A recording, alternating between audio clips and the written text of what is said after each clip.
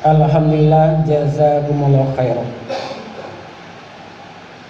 Para saudara jamaah sekalian, secara dalil orang iman adalah bersaudara lahir batin, rukun kompak sejak di dunia sampai di akhirat.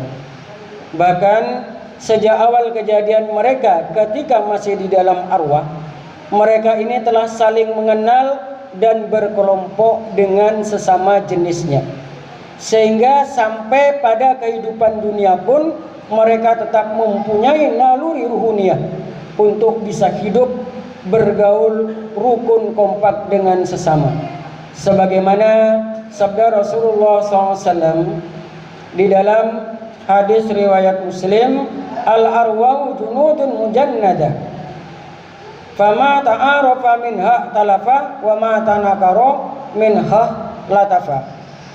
Arwah itu berkelompok-kelompok yang saling mengenal di antara mereka, bergabung, bergaul baik dengan sesamanya, dan apabila tidak saling kenal mengenal maka tidak akan bisa bergaul dengan baik. Olehnya itu, kerukunan dan kekompakan di antara sesama jamaah ini harus betul-betul ditingkatkan, karena rukun dan kompak sebagai syarat untuk masuk ke dalam surga. La tadkhulul jannah hatta tu'minu wa la tu'minuna hatta tahabbu. Tidak akan bisa masuk surga sehingga orang itu beriman, dan tidak dikatakan beriman apabila tidak saling cinta mencintai. Kita semua di sini adalah bersaudara, sebagaimana firman Allah di dalam surat Al-Hujurat ayat 10, innamal mu'minuna ikhwatun fa aslihu baina akhwaikum wattaqullaha la'allakum turhamun. Sesungguhnya orang iman itu adalah bersaudara. Fa aslihu baina akhwaikum, maka damaikanlah di antara saudara kamu sekalian dan bertakwalah kepada Allah agar kamu sekalian disayangi oleh Allah, akan mendapat rahmat dari Allah Subhanahu wa taala. Persaudaraan yang erat terjalin di antara orang iman adalah persaudaraan yang didasarkan pada agama Allah semata, dan bukan ikatan kekerabatan maupun karena harta yang saling memberi. Kerukunan dan kompakan yang semacam inilah kelak pada hari kiamat akan menempatkan mereka pada tempat yang istimewa di sisi Allah, sebagaimana sabda Nabi SAW di dalam hadis riwayat Abu Dawud, an Abi Zur'ah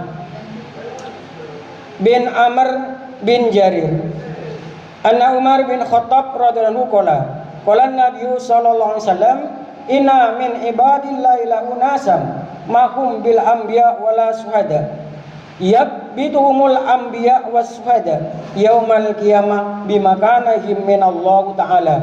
Qalu ya Rasulullah tukhbirna man hum, qala hum qaumun tahabu bi ruhillah ala ghairi arhamu bainakum wala amwalin yata'ataunaha.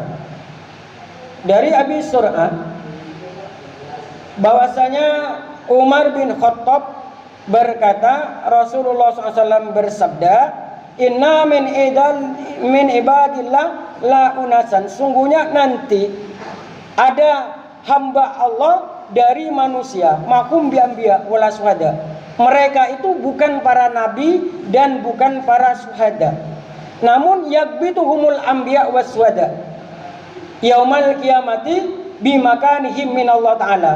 Namun para suhada, para nabi dan suhada merasa iri terhadap tempat mereka nanti kelak di hari kiamat. Maka para sahabat bertanya, ya Rasulullah tukhbirna, kabarilah pada kami, manhum, siapakah mereka itu?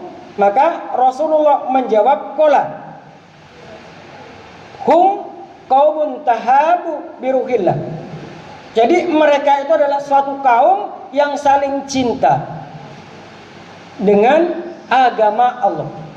Olehnya itu kita, persaudaraan kita ini bukan masalah kekerabatan, tapi betul-betul lahir batin lillah karena Allah.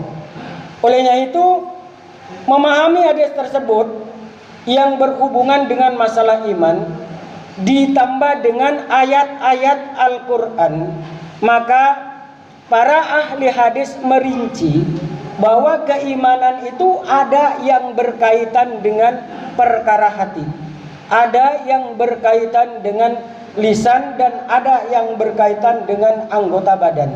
Hal ini dijelaskan di dalam riwayat Ibnu Majah an Ali bin Abi Thalib. Qala Rasulullah SAW, al-imanu ma'rifatun bil qalbi wa qaulun bil lisan wa amalun bil arkan. Hadis semakna juga dijelaskan dari Aisyah radhiyallahu anhu.